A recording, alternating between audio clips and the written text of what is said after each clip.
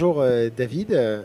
Peux-tu nous dire quels sont les impacts sur la santé du franchissement des limites planétaires?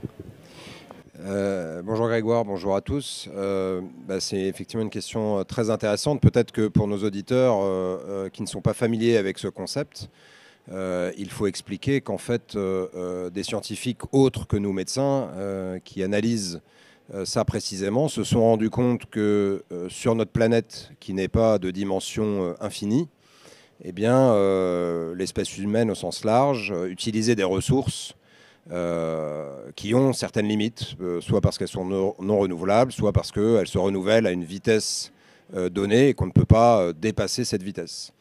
Et donc il y a 9 principales limites planétaires, elles sont compliquées à tout expliquer, mais une partie d'entre elles sont franchies.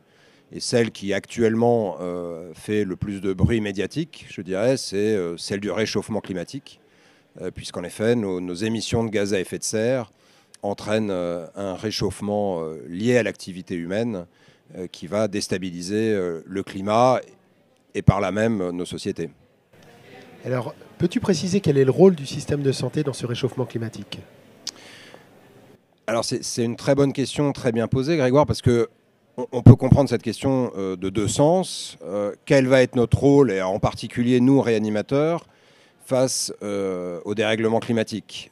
Il faut que nos collègues et l'ensemble des gens qui travaillent dans les services de soins intensifs réanimation soient bien conscients que les catastrophes climatiques qui vont s'enchaîner, les risques de rupture d'approvisionnement des hôpitaux vont se multiplier. Et donc les réanimateurs vont avoir un rôle certainement très important à venir dans les décennies, même si ce futur ne fait pas rêver. Il est malheureusement d'actualité puisque nous avons un réchauffement qui d'ores et déjà dépassera 1,5 degré. Alors ça, c'est la première versant du rôle du secteur de la santé. Mais il y a un autre versant qui est peut-être moins connu par ceux qui nous écoutent, qui est qu'en fait, le fait de soigner les gens, alors notamment si on est dans des services techniques comme la réanimation, le bloc opératoire, eh bien en fait, ça consomme des ressources. On utilise du matériel, on utilise des métaux, on fabrique du plastique, on utilise de l'énergie. Et en fait, tout ça, globalement, comme toute activité industrielle humaine, tous les médicaments que nous utilisons, qui proviennent de la chimie, eh bien, produisent, émettent des gaz à effet de serre. Et donc, nous participons de ce réchauffement et des catastrophes qui vont venir. Autrement dit, pour le dire avec une formule un peu choc, en soignant, nous générons des maladies pour demain. J'entends, mais quand on voit que dans notre société, les productions de gaz à effet de serre et la participation au réchauffement climatique est multiple et vient de différentes entreprises et beaucoup de productions ne sont pas liées à la santé, est-ce que c'est à la santé ou à l'hôpital de faire des efforts et des sacrifices pour l'environnement? Alors c'est une bonne question, hein, mais il faut bien comprendre que l'enjeu de la décarbonation, c'est de supprimer tout ou quasiment la totalité des émissions de gaz à effet de serre. À minima, d'ici 2050, il faudrait avoir diminué de 80% nos émissions si nous voulons rester en dessous du seuil de 2 degrés.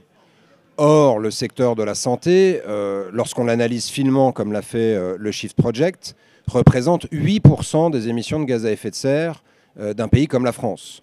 Et donc, si on veut diminuer de 80%, mais qu'un secteur qui représente 8% se dit intouchable, on comprend bien que ça va être très compliqué. Et alors, en pratique, quels sont les grands secteurs sur lesquels l'hôpital devrait travailler actuellement pour limiter ses productions de gaz à effet de serre? Donc là, tu poses la question de, en gros, quels sont les principaux postes d'émissions de gaz à effet de serre lorsqu'on soigne les gens. Alors, le secteur de la santé, hein, ce n'est pas que les hôpitaux, il y a la médecine de ville, et entre les hôpitaux, il y a des différences. Et donc, pour le savoir, le mieux, c'est qu'un hôpital fasse ce qu'on appelle son bilan carbone, c'est-à-dire qu'il analyse tout ce qu'il consomme et toutes les émissions de gaz à effet de serre qu'il émet. Alors ça a été fait par plusieurs hôpitaux. On peut souligner le rôle de précurseur de l'hôpital de Niort, hein, qui dès les années 2010 a fait son bilan carbone. Plus récemment, la PHP l'a fait. Donc on peut donner un ordre de grandeur. Dans les hôpitaux de grande taille, on est à plusieurs dizaines de milliers de tonnes d'équivalent CO2 relargués dans l'atmosphère par an. Et les postes d'émission sont un petit peu variables en fonction des hôpitaux. Si vous êtes dans un hôpital rural, il est évident qu'à l'heure actuelle, le transport est une part importante. En général, c'est le poste numéro 1 ou numéro 2. C'est par exemple le cas du centre hospitalier de Jonzac. Pour les centres hospitaliers urbains, par contre, le premier poste, de très très loin, ce n'est pas, comme on peut l'imaginer, le chauffage des bâtiments ou la stérilisation qui utilise de la chaleur, des choses comme ça. Le premier poste, et de loin, ce sont les médicaments et le matériel médical. Ces deux-là cumulés, dans des hôpitaux urbains comme ceux de la PHP, par exemple, font aux alentours de 80% des émissions de gaz à effet de serre. Ce qui veut dire que c'est le cœur de notre métier qui participe au problème. Ensemble, c'est maintenant qu'il faut réagir.